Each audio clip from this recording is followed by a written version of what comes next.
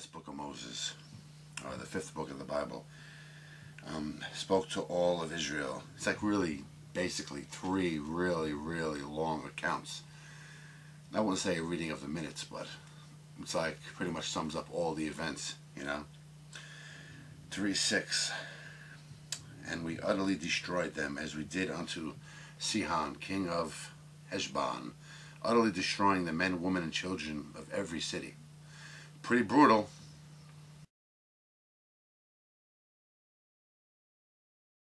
Pacts with other nations is forbidden. It speaks of 7 nations greater than them, and they're to be shown no mercy, like kill and take, you know, whatever they have. But it makes you wonder, like today you spread the word of God, this and that. It makes you wonder, was this religion even meant for us? Because God apparently gave this very specific group, he passed all these laws onto this very specific group, you know, and it speaks of like killing all your neighbors and taking what's theirs and stuff. You wonder, like, was this religion, you know, so far, was this religion meant for the whole world, or just these people? Like, should we even be following this religion? But let's see. Let's not judge it hard. Let's see as the Bible progresses and changes, and you know, new covenants are made and all that kind of stuff. And it speaks of that giant race. It says, "Who can stand before the children of Anak?" Powerful race. And then it gives a whole recap of events. 11 is interesting to me because it sounds to me like he's trying to convey to the people that I'm not going to be here no more. You might not, like future generations may never see the hand of God again, like the power and might of God. Like it's up to you to convince future generations that it's true. That's how it reads if you read it. It speaks of a blessing and a curse. It's explained again later. But basically what that means is, like, the laws set forth by God are a blessing in that if you follow them, you know, all the rewards of God are yours. But it's a curse in that if you don't follow them, well, we've seen what happens if you don't follow them. All the rules are recapped again. Blood is forbidden. Kill adulterers. It cites what you can and cannot eat. This was kind of weird. I don't even know if I read it right. But it speaks of like a weird program.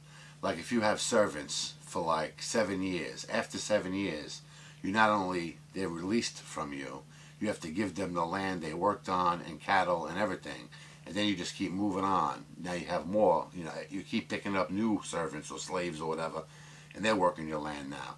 But after 7 years, you gotta give them some land and some cattle and stuff. It's just really weird, you know? It's like a weird system. I don't know if I read it correctly. And 18:15 is the first mention of who will turn out to be Jesus, if you want to read that part. Matter of fact, in the Bible, it even puts like a big black triangle pointing at it, like to show like it's the first time he's mentioned, but it doesn't say Jesus. Yada yada, more rules. Help your brother. Don't ever turn a blind eye onto him. Sex rules, rape, incest. Now this is interesting. 29:4. This is after 40 years in the wilderness. So they're 40 years wandering the wilderness. Their punishment, I guess, is now over. But I love this line here. Yet the Lord hath not given you an heart to perceive, and eyes to see, and ears to hear, until this day. It's like for 40 years they were just like lost, you know, and now you'll be able to move on as I guess a nation or whatever, or people from this moment on, you know. 31:14, Moses told of coming death. Joshua is given like a leadership role. Like, you know, Moses knows he's dying, and he's going to pass on his powers or his leadership to Joshua. When I die, I know you're going to corrupt yourselves. Evil will befall you in latter days. Like Moses is telling these people, like, I know when I'm not around no more, you know, when what's the saying, like when the cat's away the mice will play type thing. Then he even goes on to say, even this very day they rebel, you know, because their minds, like, you know, he's saying to them, I'm not going to be around no more, and their minds were instantly thinking of like, oh, like, wow, like maybe we could do what we want again. Like it's like really pretty interesting. God says to Moses about Moab, which I give to the children of Israel. You will see this land before thee, but you will not go there. So God's telling Moses, you're going to see the chosen, the promised land, but you won't set foot on it. You're going to die. You're going to die now. When Moses died, he was 120 years old, apparently. And this is cool, too. Joshua is not to be considered a prophet. He also, like Moses, will be speaking face to face with God. Obviously, Moses couldn't have written the last chapter of this book. So I think Joshua had to write it. But he writes the next book, so you have to assume he wrote this one too. But this Bible has a dictionary, and I'm sure it says, but I really didn't have time to investigate anything yet. I'm just, trying to get this done.